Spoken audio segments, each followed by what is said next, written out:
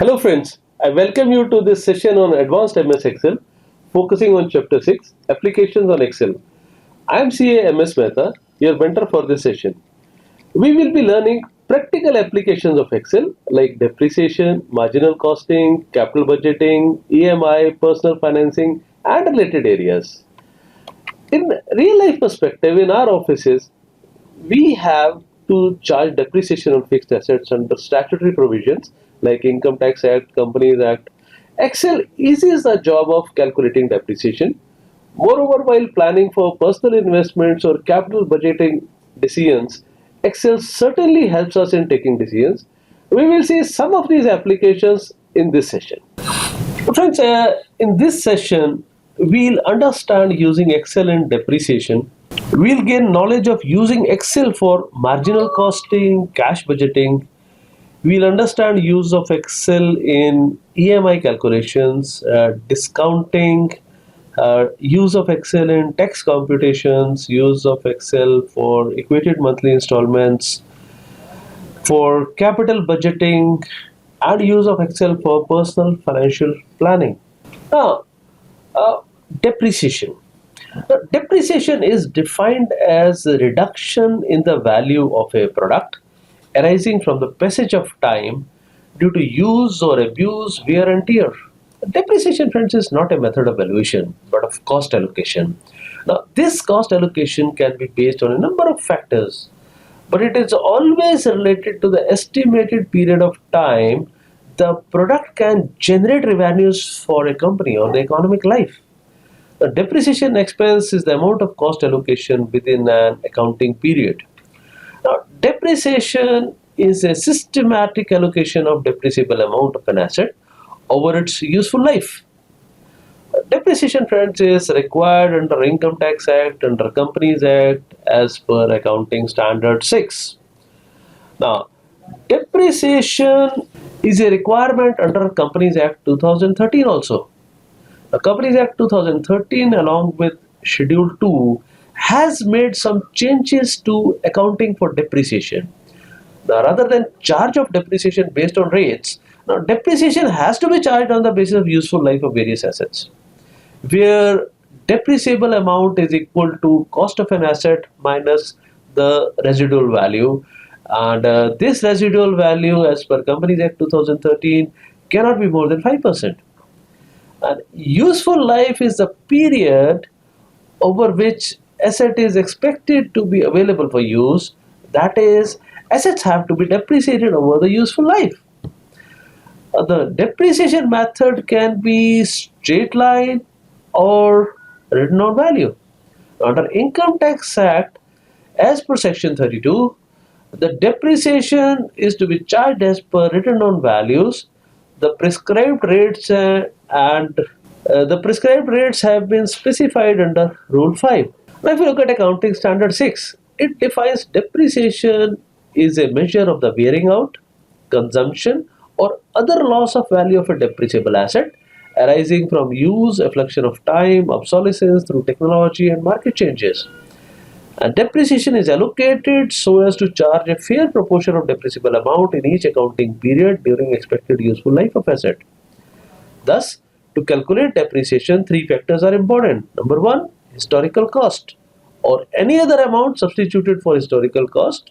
For example, when asset has been revalued. Number two, expected useful life of depreciable asset, which generally depends on physical wear and tear, obsolescence, legal or other limits on use of asset. And third is the estimated residual value. Now, friends, there are various methods of allocating depreciation over useful life of an asset. Those most commonly employed in industrial and commercial enterprises are straight line method and reducing balance method. Now, the management of a business selects the most appropriate method based on various important factors, for example, type of asset, nature of the use of asset, or circumstances prevailing in the business. A combination of more than one method is also sometimes used. The statute governing the enterprise may also provide the basis for computation of depreciation. For example, Companies Act 2013 or Income Tax Act prescribed the methods which could be used for charging the depreciation. Now, there are some functions in Excel which can be used to calculate depreciation. We have got SLN, which is to calculate depreciation as per straight line method. Then we have declining balance method, which can be used for return on values over useful life of an asset. However, depending on the management perception, some more methods like double declining balance or variable declining balance the method are used, and in some cases sum of the year digit method are also used.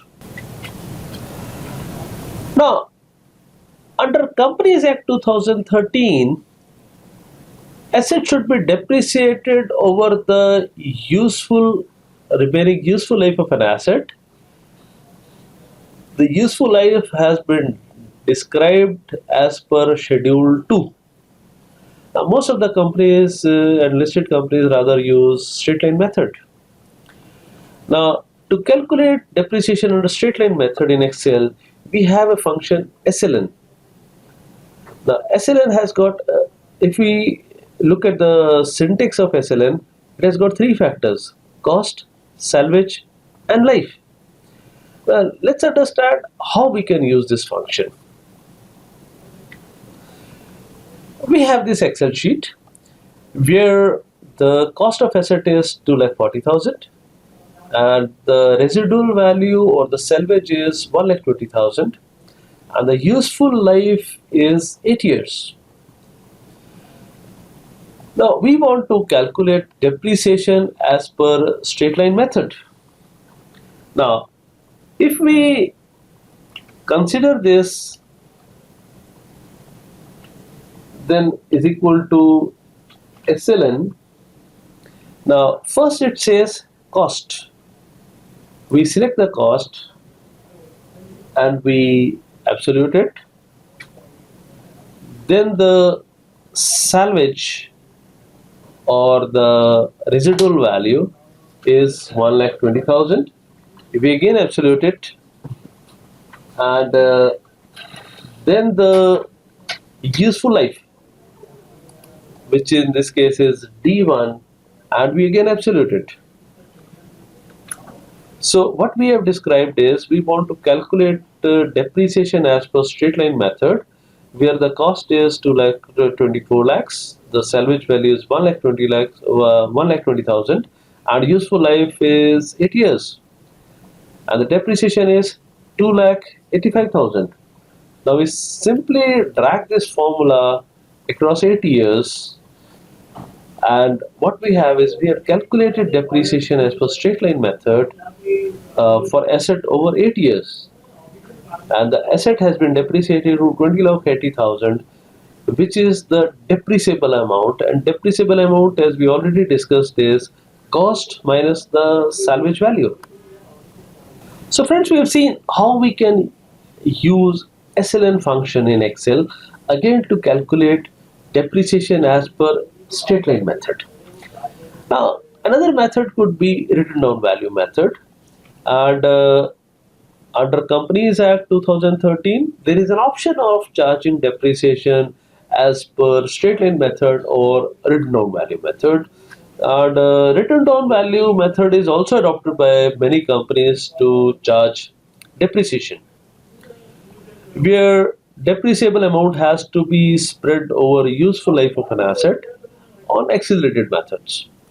Now we could use the function db here.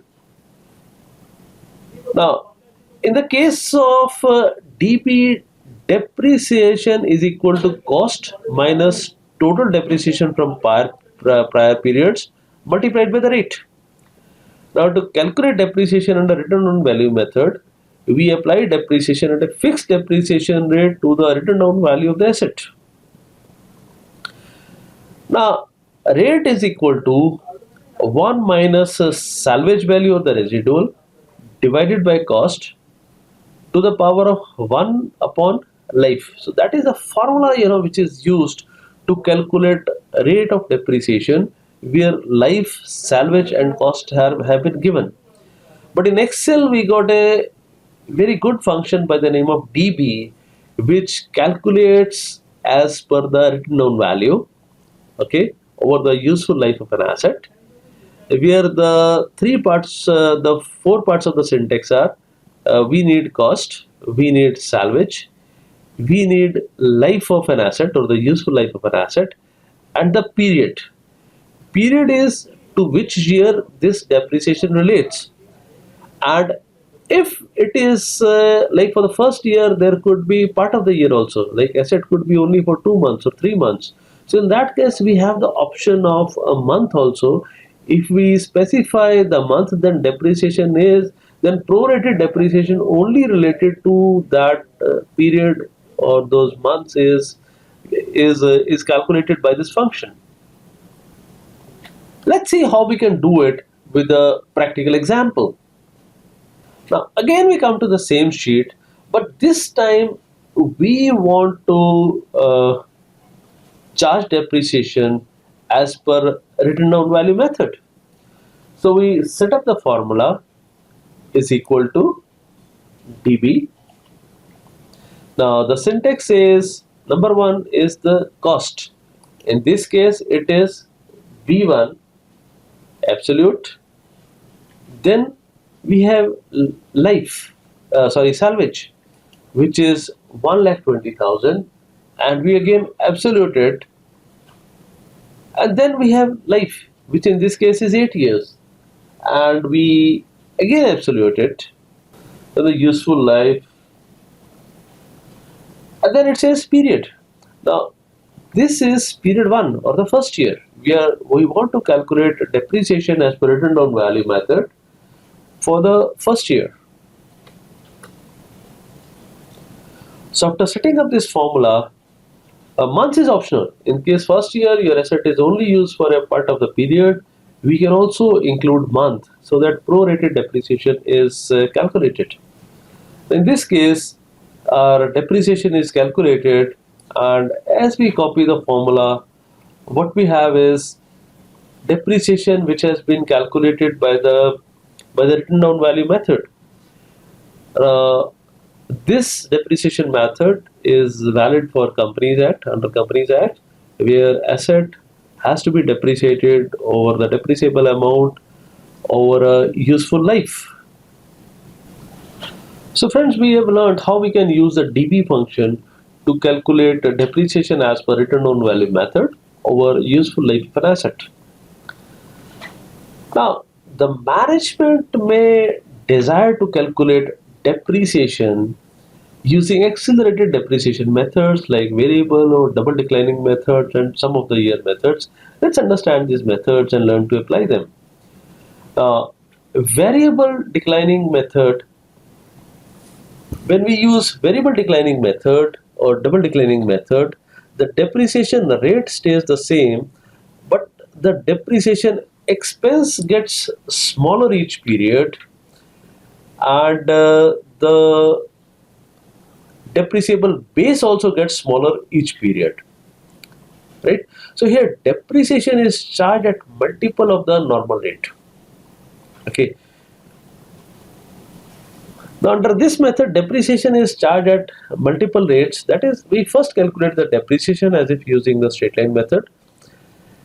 Then they figure out the total percentage of asset that is depreciated in the first year and multiply it. In each subsequent year, that same percentage is multiplied by the remaining balance to be depreciated. Now here what would happen is at some point of time, the value would be lower than the straight line charge, at which point the double declining method or the variable declining method will be scrapped, and straight line would be used for the remaining life of an asset, which we'll see when we see a practical example of this. Now here we can use the function VDB, where the syntax has we need cost, we need salvage, we need the total useful life, the starting period for which depreciation is to be charged, the end period for which depreciation is to be charged. Now factor is the rate at which balance declines. So if the factor is 2, means it is double declining. If it is 3, means it is triple declining. So this is how much time, how much multiples of the rate we want to charge. Let's try to use this in a function in an Excel sheet to understand more of it. But first, we'd also like to discuss one more method, which is sum of the year method. The sum of the year method is again an accelerated depreciation method, which uses the formula depreciation is equal to cost minus salvage into life period plus 1 into 2 divided by life into life plus 1. Now, this is an accelerated method where it is based on the assumption that asset is more useful in the initial years. Okay. Now, to calculate the depreciation charging using this method, we take the expected life of an asset and count back to 1 and all the figures together. For example, if we take this case to be 8 years, then we'll add 8 plus 7 plus 6 plus 5 plus 4 plus 3 plus 2 plus 1, where the sum of the years becomes 36. Or it is, we can also use the formula n factorial, which is n into n plus 1 divided by 2. Now, this sum of the year method assumes that first year 8 upon 36 of the asset would be depreciated. Okay, that is, depreciation rate in the first year would be 22.2%, which is 8 upon 36. And in the second year, it would be 7 upon 36 or 19.44%. And maybe 6 upon 36, that is 16.66% in the third year. Okay, so here depreciation in the initial years is accelerated, right? So here Excel has got a very good function by the name of SYD, which is sum of the year digits, which can calculate this accelerated depreciation by the method of sum of the year. And the syntax required is cost, salvage, life, and period to which this relates. Now, we'll be in a practical example seeing how we can use variable declining method and sum of the year method with a practical example. Now we go to the same sheet we had gone earlier, and we'll this time calculate with the help of a VDB. We'll set up the formula. First again is cost, absolute, then salvage rate, absolute, and then it says life, which is in this case is the useful life, again absolute. Now it says start period. Now for the first year, start period would be 0. So we could use the formula A5 minus 1, which will give us the starting time, and the ending time would be A5.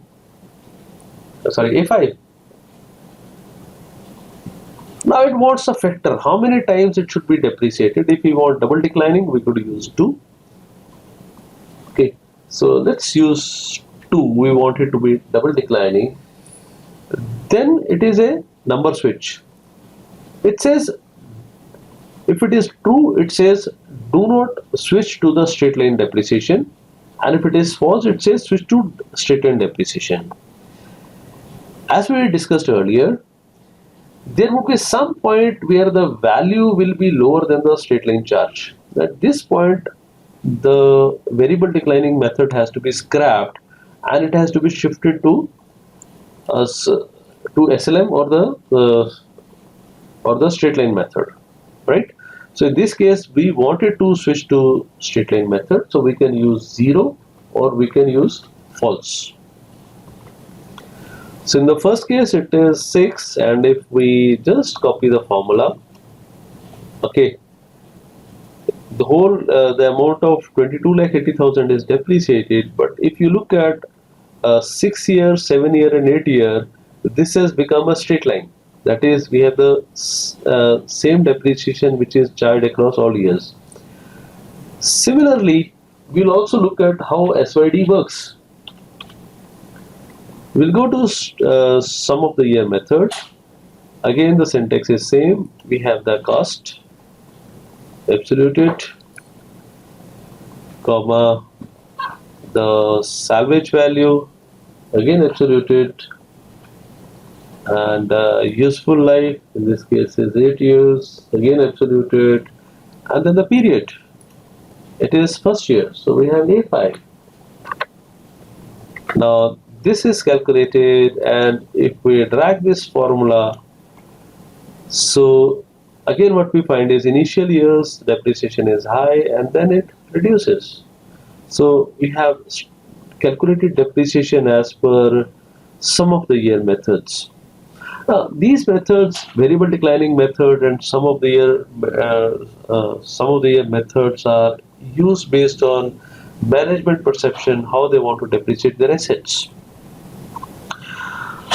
Now, friends, if we consider Income Tax Act, then under Income Tax Act, depreciation has to be charged at specified rates. Now, let's try to calculate the depreciation here. Now let's assume that for this asset the rate is 15%. So under the Income Tax Act, so in Income Tax Act, to calculate depreciation, what we do is we multiply the cost, which in this case will be multiplying with the rate of depreciation, because this rate of depreciation will remain constant, we'll better absolute it, and what we get is depreciation for the first year. Now the written down value at the end of first year would be cost minus the depreciation. Now in the next year, the depreciation has to be charged on the written down value at the end of first year. So again what we'll be doing is we'll multiply the value at the end of first year with the rate, and again since we want to copy this formula, what we'll do is we'll absolute it. Now the written down value would be the written down value as at the end of first year minus the depreciation charged for the second year. Now friends, we can easily copy this formula, okay, and we have learned how to calculate depreciation as per Income Tax Act. So friends, we have seen how we can use Excel to calculate depreciation as per straight line method, declining balance method, variable declining methods, sum of the year methods, and again written down value at specified rates as specified in the Income Tax Act. Now if we chart out this whole thing, then this is the way different depreciation methods are reflected on a chart. Straight line method, as you can see, it gives us a straight line, whereas a declining balance method and variable declining methods give us accelerated depreciation in the initial years, and they taper out and reduce over the later years of the asset. Next friends, we'll consider marginal costing. Now, marginal costing is a system of calculating marginal cost for the purpose of financial and business decisions. Various concepts and tools are used for calculating marginal costs for the purpose of business decision making. Now, marginal costing may be defined as a technique of presenting cost data wherein variable costs and fixed costs are shown separately for managerial decision making. Now, marginal costing is not a method of costing like process costing or job costing. Rather, it is simply a method or technique of analysis of cost information for the guidance of management, which tries to find out an effect on profit due to changes in the volume of output. Now, It provides management with the information regarding the behavior of costs and incidence of such costs on the profitability of an undertaking. It could be especially be useful in managerial decisions relating to determination of optimum selling price, to check the effect of reducing the current price on profit, to choose the good product mix, calculation of margin of safety, decision regarding whether to sell goods at different prices to different customers. Now, marginal cost distinguishes between fixed cost and variable cost. Marginal cost is the cost of producing one more unit of a product. It is computed in situations where break-even point has been reached. The fixed costs have already been absorbed for already produced items, and only the direct variable costs have to be accounted for. Now, the whole idea of marginal costing revolves around one simple equation, which is fixed cost plus profit is equal to sales minus the variable cost. One key idea which is used in marginal costing is that of break-even point, or BEP. Now, BEP is a point of no profit or no loss. It may be expressed in terms of sales value or sales unit. And if we consider break-even point as per value, it is fixed cost divided by PV ratio. The PV ratio means profit to volume ratio. Now, to calculate PV ratio, we use the formula sales minus variable cost divided by sales into 100. This is a formula which is used to calculate PV ratio. And if we want to calculate BEP in terms of units, it is fixed cost contribution per unit. Now, contribution per unit is selling price per unit minus variable cost per unit. So, marginal costing is formally defined as the accounting system in which variable costs are charged to cost units and the fixed cost of the period are written down in full against the aggregate contribution. Its special value, is in decision making. Now, to understand this, let's prepare a chart showing break-even point when selling price is 600 and variable cost is 250 and fixed cost is 4200. In this case, contribution per unit would be selling price minus the variable cost, and the units sold, let's say we have only one unit sold, and the total contribution is equal to contribution per unit multiplied by the number of units, and the profit is negative, that is we have a loss here. Now, to calculate the BEP, let's try it across different units. 600 remains same, 250 again remains same, contribution again remains same, but total contribution changes.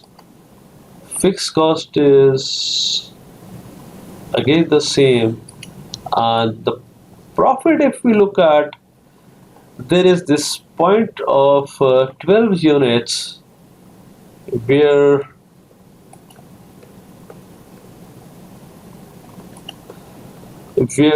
there is no profit, no loss. So in this case, the break-even point is 12 units. Now let's consider another case where we have to make pricing decisions. Excel can also be used for taking decisions on product pricing. When large size data is to be handled, Excel can be really useful in such cases. Let's imagine a company manufacturing cricket bats, which can be sold for a price ranging from 300 to 10 to 1000, let's say. And the variable cost, let's assume it at 250, and the fixed cost is 10 lakhs. Now we want to calculate how many batch should be produced to achieve break-even point. Now we could have an Excel sheet like this. Now in this case, selling rate could be 1000 to 400, okay, or we could also include 300.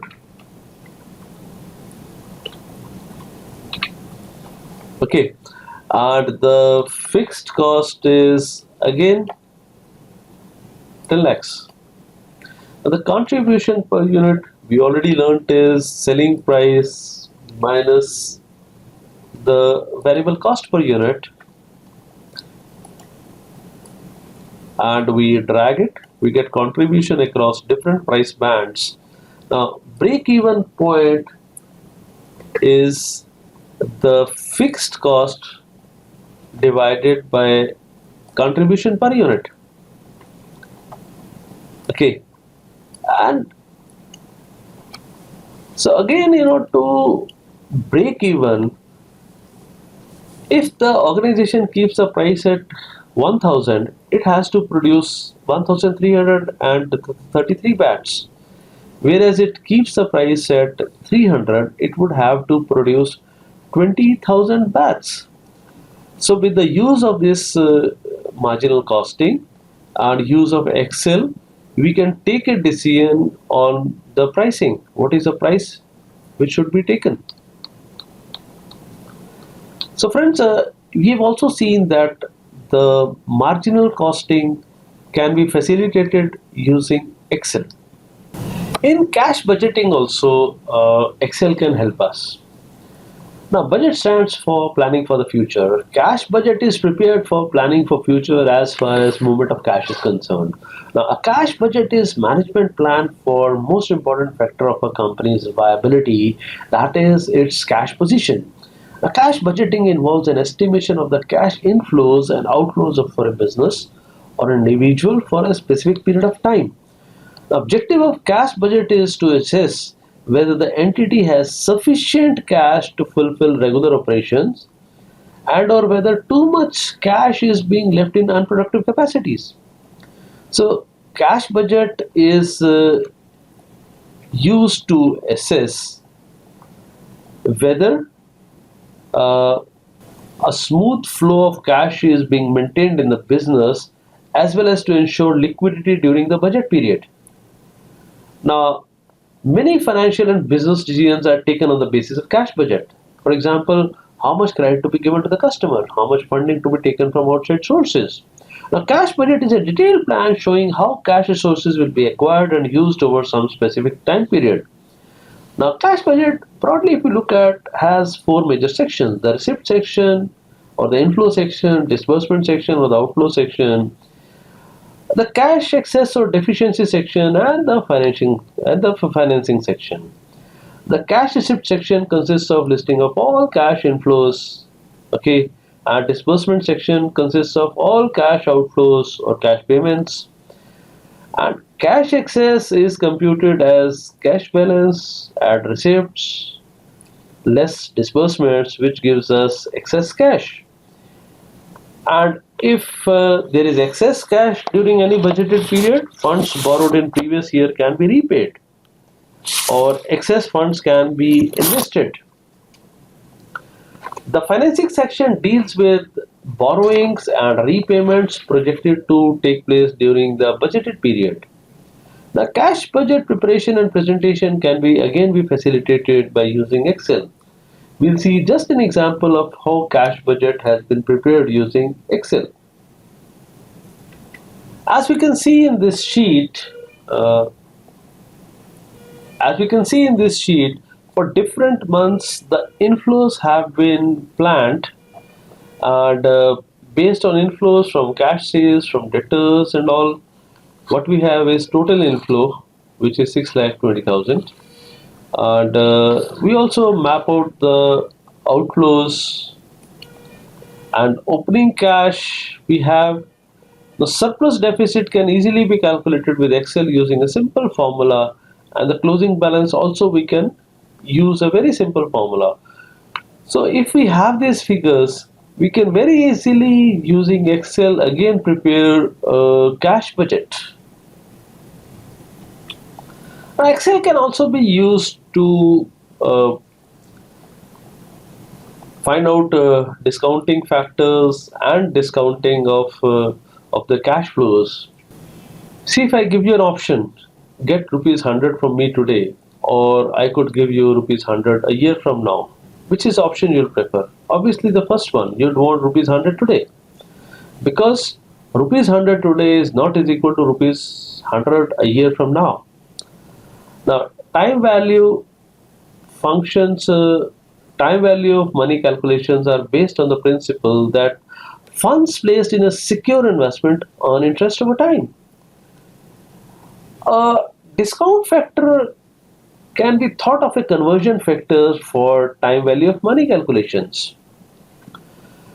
The compounding principle states that if we have an amount P to invest now, the present value, the future value will increase to F is equal to P multiplied by 1 plus rate of interest to the power N, where N is the years and R is the rate. Now, the discounting principle says that if we want to have F in N years, we need to invest P right now. So, the discounting is basically just the inverse of compounding. That is, if we invest 10,000 now for 5 years at 10% interest per annum, we will have a total investment of 16,105 rupees at the end of 5 years. On the other hand, if we want to have 16,105 rupees in 5 years time, how much money we need to invest now at 10% interest per annum? So this is a reverse of the situation which we described above. So if P is the present value of money, then the present value of rupees 16,105 at 10% interest after 5 years is 10,000 today. Now, to convert future value of the equivalent present value, we simply multiply the future value by the discounting factor. Now, in the past, friends, it was common to refer to discounting factor table to look up the number needed to perform a time value of money conversions. But today we've got spreadsheets to aid in performing these functions. Now, using Excel, we can find the discounting factor, and we could use a simple formula of 1 divided by 1 plus r to the power n.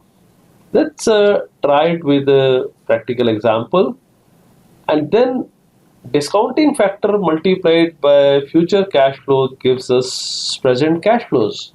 Though we also have some Excel functions, present value, future value, IRR, which deal with the discounting. But we'll see all these functions later on in the session.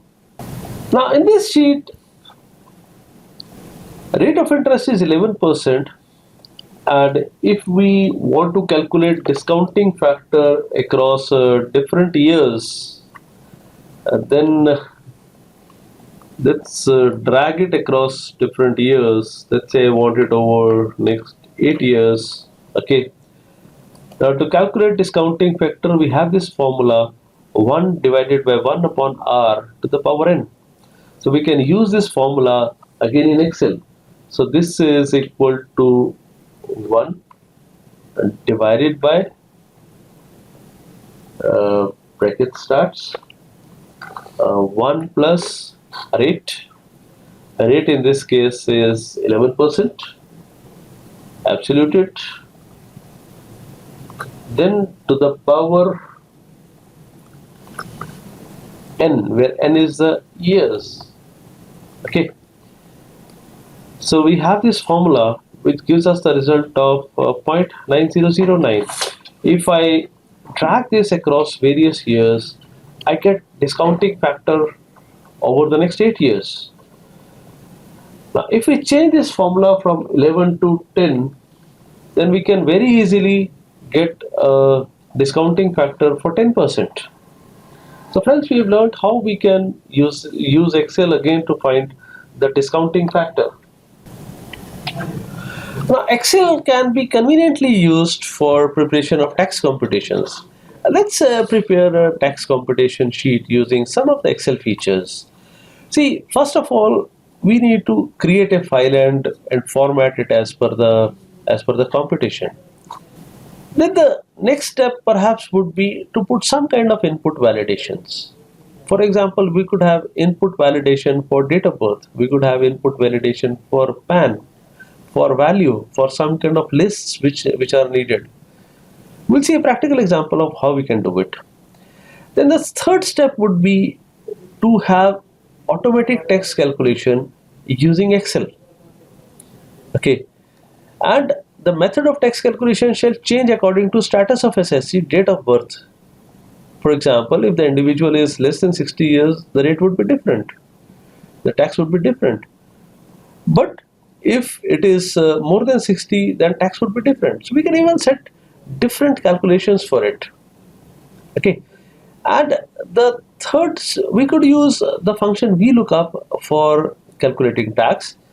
And the fourth step would be sheet and cell protection.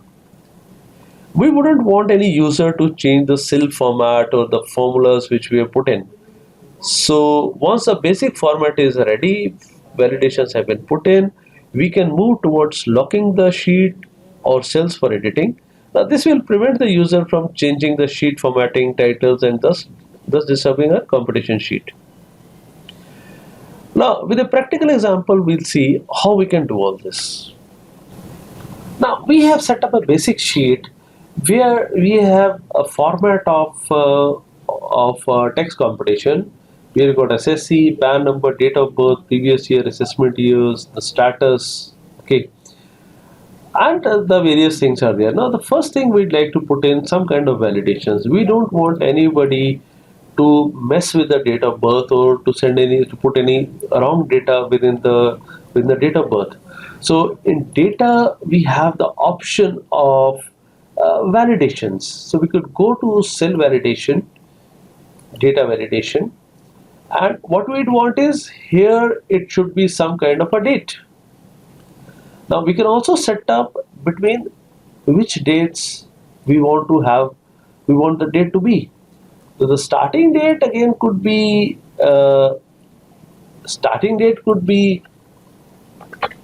first of January, maybe 1900, which could be the starting date, and the last date again could be maybe the current date or the current of date of last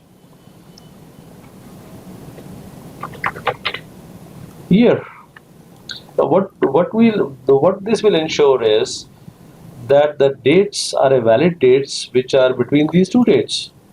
Now once we put up the validation, if we try to enter some other number within it, it will block us from doing it. So the chances of wrong entry are decreased. Now let's say we could also put up validation from certain lists. Here we want, if you have to put up the status could either be association of person or artificial juridical person or body of individual, so on and so forth. Now we want in this cell only the data values should come from this list. So we could also put up a list validation. We'll again go to cell validation, and this time what we want is a list. Okay, now this list would be from this to this, that is from association of person to trust. Okay, so once we put up this cell validation, we'll see this kind of a drop down menu come, and we can select out of this. So if it is a artificial juridical person or HUF, let's say this is an HUF, so we have to simply select from this list. Okay, so friends, we have learned how we could put input cell validation. Now next step would be to calculate taxes. In this case, let's forget for a minute section 87, and that rebate of 2000. We don't want that rebate of 2000, and we want to calculate the taxes. Now, if the taxable income is this one,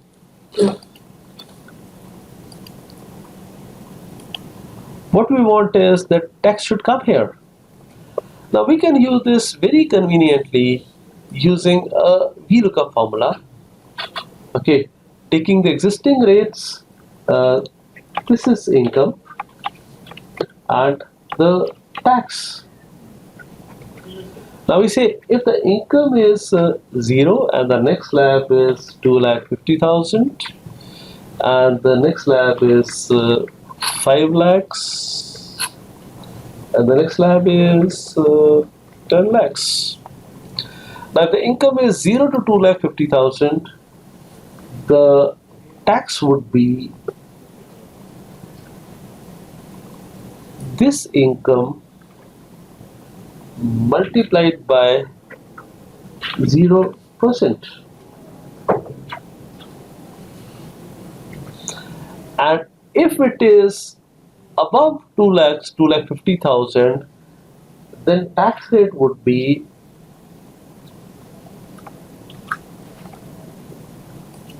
total income minus 2,50,000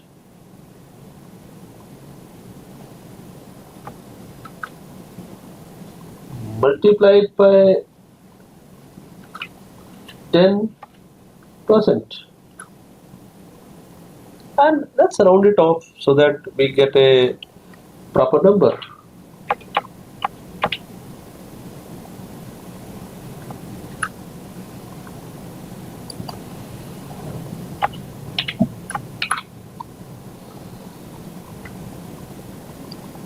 Okay, and in the next slab, if the income is above 5 lakh, then the tax would be this minus 5 lakh in this case multiplied by 20%.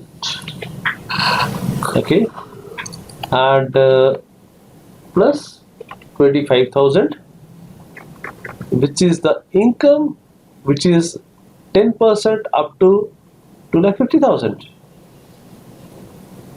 Okay, after considering the basic exemption of 2,50,000. Now the income would be 52,262 on this income. Now if we go to the next slab, in this case this 5 lakh will become 10 lakhs, this will become 30%, and then we have 1,25,000, which is the tax up to rupees 10 lakh. Now to calculate income tax, we use the VLOOKUP formula.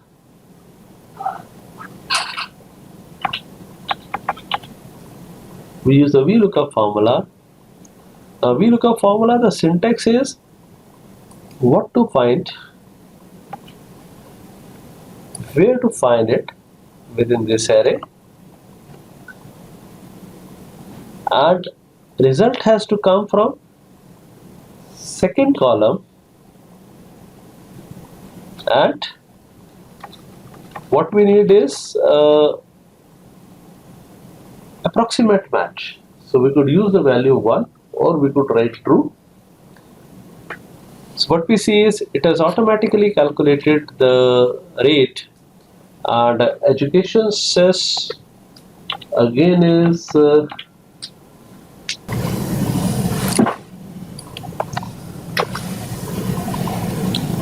tax multiplied by 3%.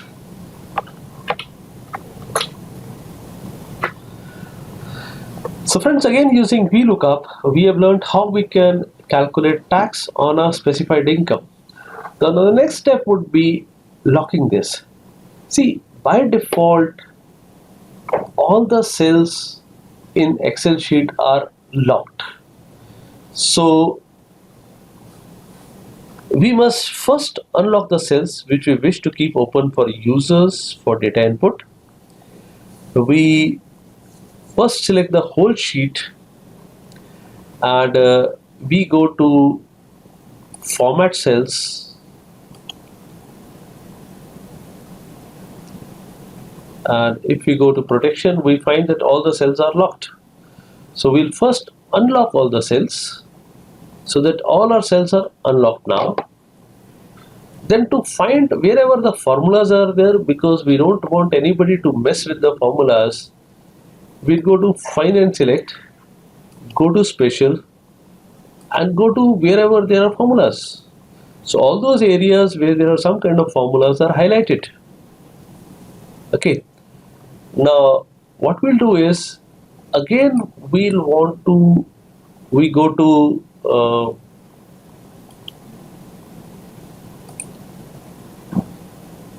format cells, and in format we'll lock these cells as well as make them hidden. That says hiding formulas has no effect unless you protect the worksheet. Okay, so if we hide the cell, nobody can see our formulas also. Okay, so what I've done is I've unlocked them now, but this won't take place unless I have protected it. So for protection, I go to review, then I go to protect sheet, and I select the option, select unlocked cells and unlock cells. I put in some kind of a password. I reconfirm the password, and my cells are locked. So if I come to this, nobody can see all those formulas which have been put in here. And if somebody wants to change it also, it says this sheet is protected. So friends, we have learnt how we can create a file, how we can put input validations, how we can calculate text, and again sheet and cell protection. Friends, EMI calculation can also be facilitated using Excel. We take a loan from a bank, and bank demands loan repayment in form of equated monthly installments, which is the common name is EMI. Now this is the amount we'll have to pay every single month when clearing our loan. Now, it could be a home loan, a personal loan, a vehicle loan, a consumer durable loan, or an education loan. Now, EMI combines principals as well as interest. It's a fixed amount of repayment made every month towards loan and is an unequal combination of principal and interest rate. In the earlier years of repayment, it is mainly the interest payments that are being made, while the principal amount is much less. Towards the end of the repayment tenure, it is more of principal that is being repaid and not interest. Now, after sanction of a loan, bank gives us a table which specifies EMI along with split of principal and interest portions. This is variously referred to as amortization schedule or EMI table. Now, Excel has got three functions: PMT, IPMT, and PPMT, which could ease our job of preparing a amort schedule or a amortization schedule. Now, PMT, the syntax is we need rate, we need total number of payments, PV is the present value, FV is the future value, type is a number which could be 0 or 1, which will depend on whether you are repaying at the beginning of the period or end of the period. So rate, we need to specify interest rate, NPR is the number of payments, and PV is the present value, FV is the future value, and type is 0 or 1, which depends on when the payments are due. That is, you will be paying the EMI at the beginning of the month or the period or end of the period.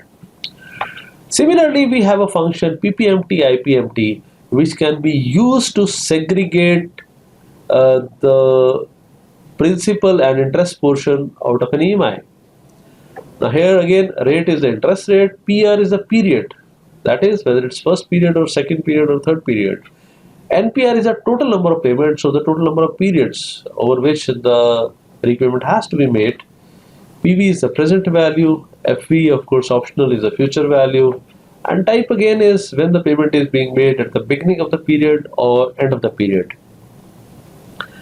Now, to take an example, we'll prepare an amount statement for a loan of rupees 8 lakh at a rate of interest of 12.5% per annum for a period of 24 months.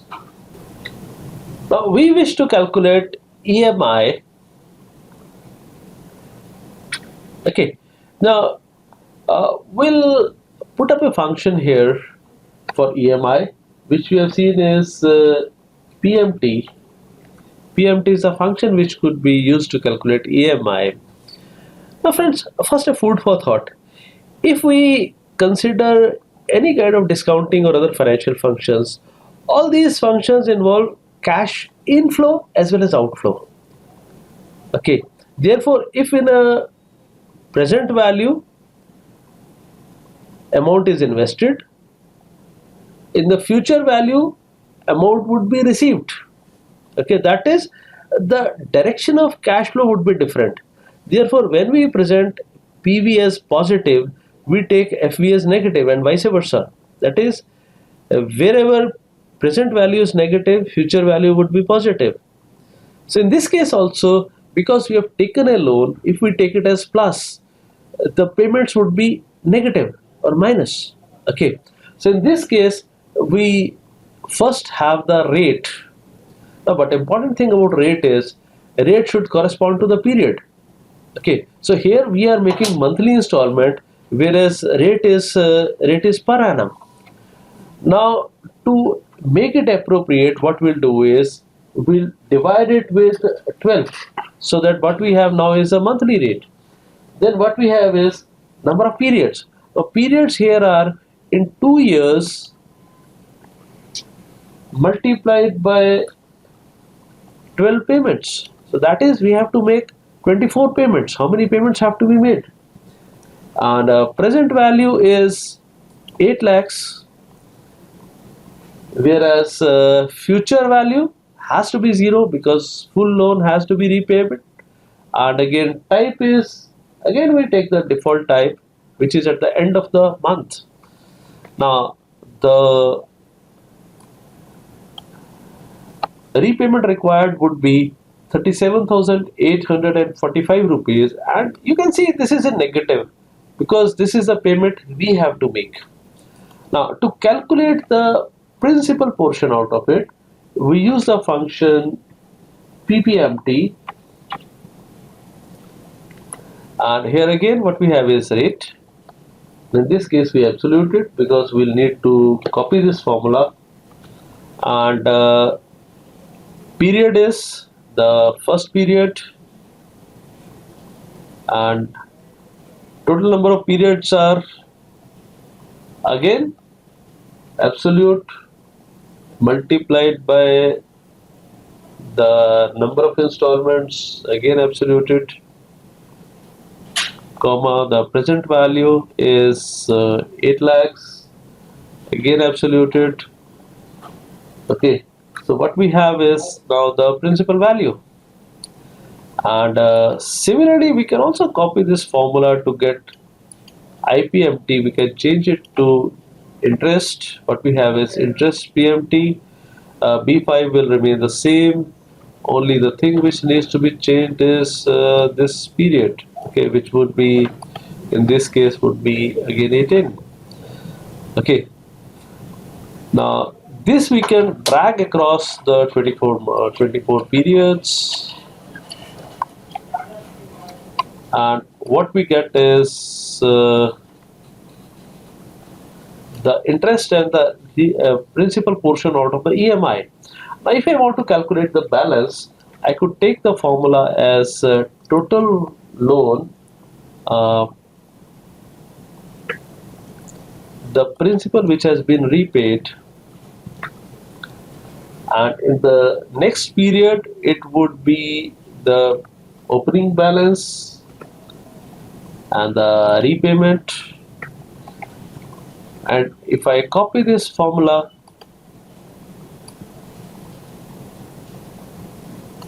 we see my full loan has been repaid because the balance is 0. So friends, we have seen how we could use Excel again to make an amortization statement, and again how we can find EMI and the principal and interest portions of those EMIs. Now, Excel also facilitates capital budgeting. The capital budgeting is the process in which a business determines whether projects such as building a new plant, investing in a long-term venture are worth pursuing. Oftentimes, a prospective project's lifetime cash inflows and outflows are assessed in order to determine whether the returns generated meet sufficient target benchmark. So, ideally, a business should pursue all projects and opportunities that enhance shareholder value. Some popular methods which are used for capital budgeting are net present value, internal rate of return, and discounting cash flows. So obviously, Excel can be of great use in capital budgeting. Let's understand some of these scenarios. Scenario 1, our client is planning to sell his machine and purchasing company offers him two options. Option 1 is to take lump sum payment of rupees 7 lakh, and option 2 is payment of rupees 2 lakhs as down payment and payment of rupees 1 lakh at the end of year 1 and 2, further payments of rupees 75,000 at the end of year 3 to 8. Now he comes to us for consulting on which option to accept, considering the rate of return at 80%. Now in this case, to compare these two options, we need to find the present value of option 2, which we can easily do using the function NPV. NPV gives us the net present value. It is the value of all future cash flows less future cash inflows less future cash outflows as on today. Now here the syntax required is one is rate, another is the values. Now we set up an Excel sheet like this, where in the first option 7 lakh we receive upfront. In the second case 2 lakh is a down payment, and we got all these values at the end of year 1 to 8. And the assumed rate of interest is 8%. So we can use the NPV function to calculate it. What it wants is number 1, the rate, and then the values. The values in this case would be all these values. Okay. Now, because in this case there is a down payment also, we'll add that down payment again to this formula, which in this case is 2 lakhs. So the net present value of these cash flows is 6,75,000. Now, even though friends, it could look like that we are getting more money in option 2, but if we consider the time value of money, then it is much less. Okay, it is only 6,75,000, even though as compared to 7 lakh, 8,50,000 would seem high. But if you consider the interest factor, the time value of money, in fact, in the second option, we are getting a much lower amount, which is only 6,75,000. So obviously, option 1 is better for the client as compared to option 2. Let's consider another scenario. A client is planning to sell his machine, and the purchasing company offers him two options. Option 1 is to take lump sum payment of rupees 7 lakh as on 1st of April 2016, and the option 2 is you take 2 lakh on 1st of April 2016 as down payment, then two payments of rupees 1 lakh on 1st of May 2017 and 1st of April 2018, and further 6 payments of 75,000 on various odd dates. Now he comes to us for consulting on which option to accept, considering the rate of return at 8%. Now see, this time the cash flows are not at the same frequency period and are not even also. Now to compare these two options, we need to find the present value of option 2, which we can do using the function xNPV, which has got three, in syntax it has got three things which are required. One is rate, other are values, and third are dates. Now with the example we'll see how we can do it. Now we set up a sheet like this, and in this what we want is to calculate the net present value of all these cash flows.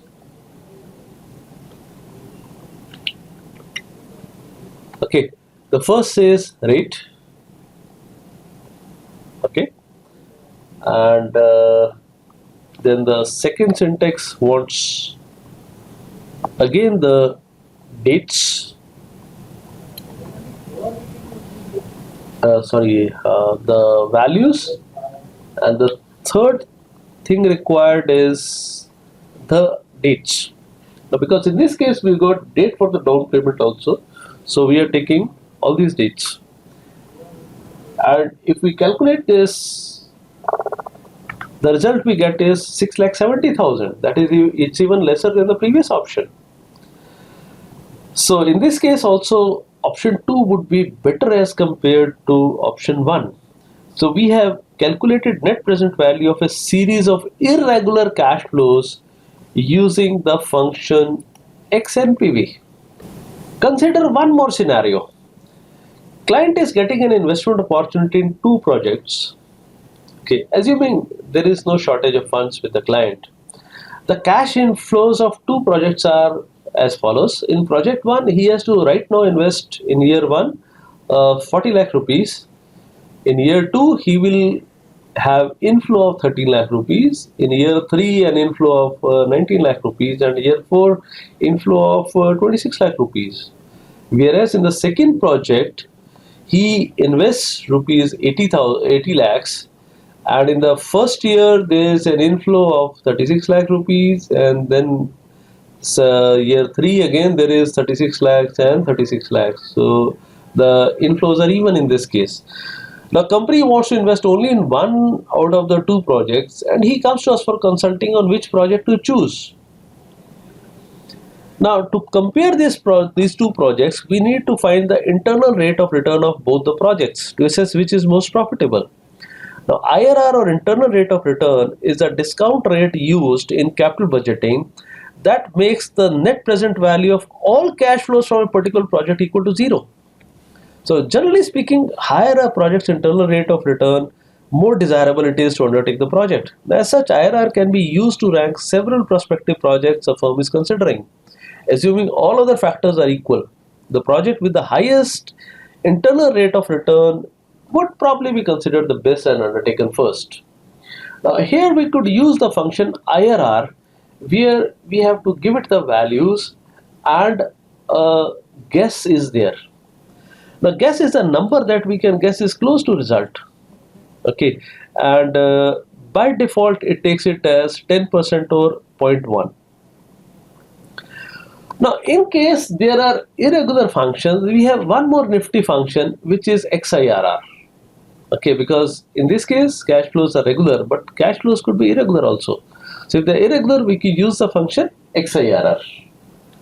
Now we set up the sheet as shown here, and then we calculate the IRR.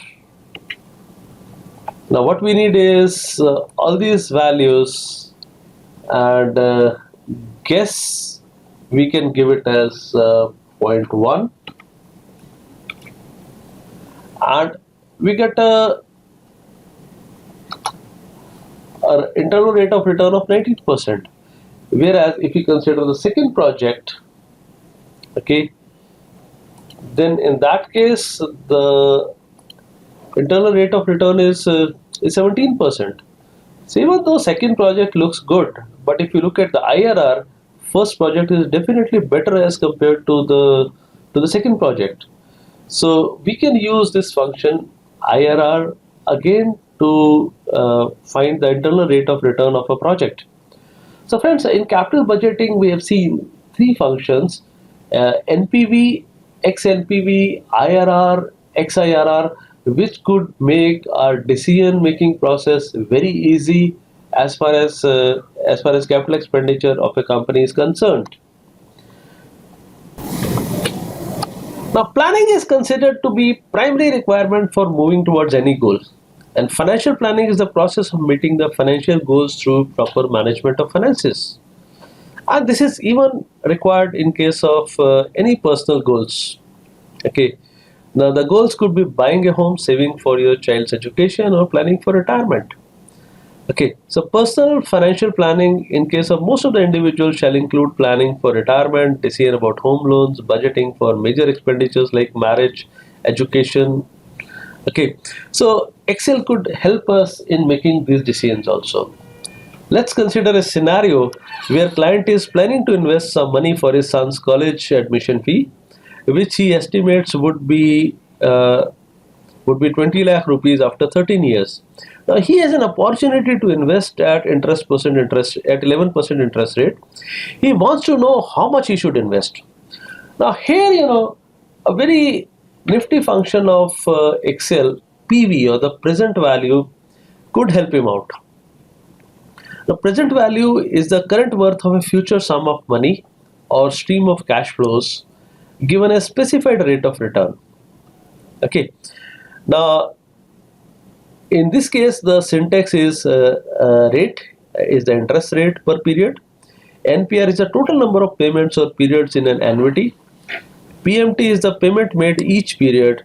FV is the future value, and type is again when the payments are due. So let's see this with a simple example how we can use this for this kind of a scenario. We'll be using the function PV to calculate it, where the future value required is 20 lakhs, years are 13, and the annual interest rate is 11%. We use the function PV, and if you look at the syntax, first what we need is a rate, okay, and then the number of periods, okay, and then the payments which is to be made. Okay, so because we are making a lump sum payment, we don't need to make any other payments which are there, and so we'll have 0, and the future value required is 20 lakhs. Now this gives us the target of 5,15,028 rupees. So that is, if he invests 5,15,028 rupees at 11%, after 13 years he'll be getting 20 lakh rupees.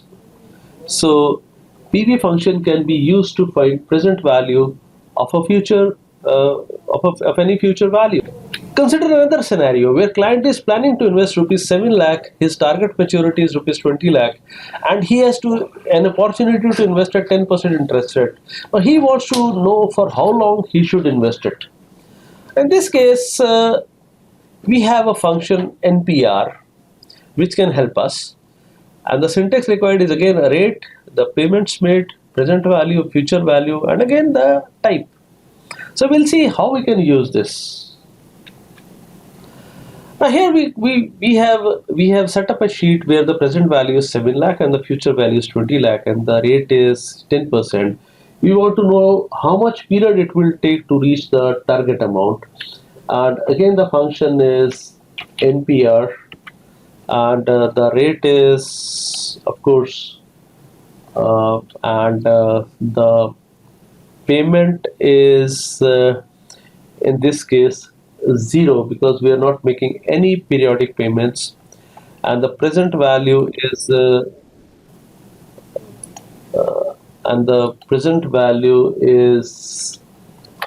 7 lakh. The future value is 20 lakhs. Okay, so here, because present value, one of these has to be minus, because as we discussed earlier, the direction of money is different. So if we take it as minus, what we get is we'll be needing 11 years again to get the desired future value. Consider one more scenario where the client is planning to invest 7 lakh in some investments with a maturity of 20 lakhs after 10 years. He wants to know what is his rate of return. So here we could use the function rate to calculate it.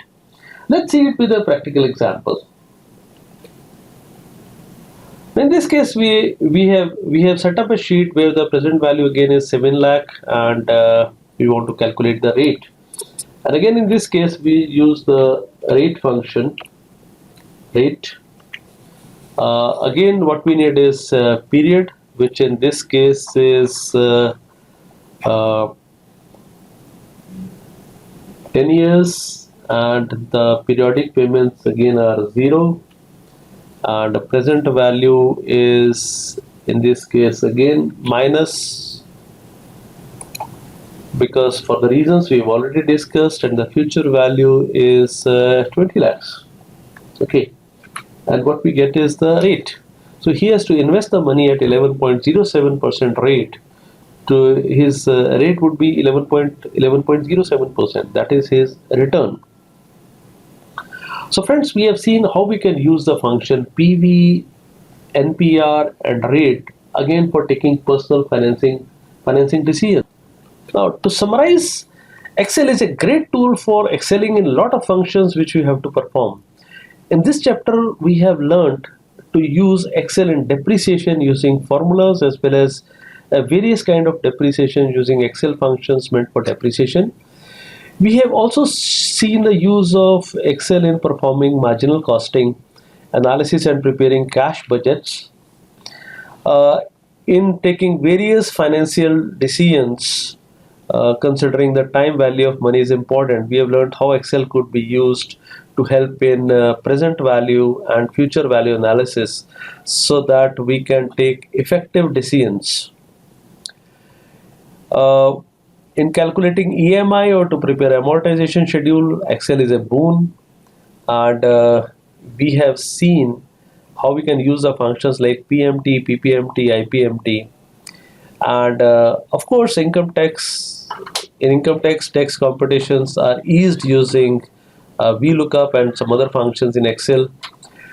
In case of capital budgeting and personal financial planning also, Excel helps us a lot with the functions like NPV, IRR, with functions like PV, rate and NPR. So Excel is an indispensable tool as far as practicing chartered accountants, and even for any financial use, Excel is a great tool to use. Thank you, friends. Thank you very much. Till we meet again.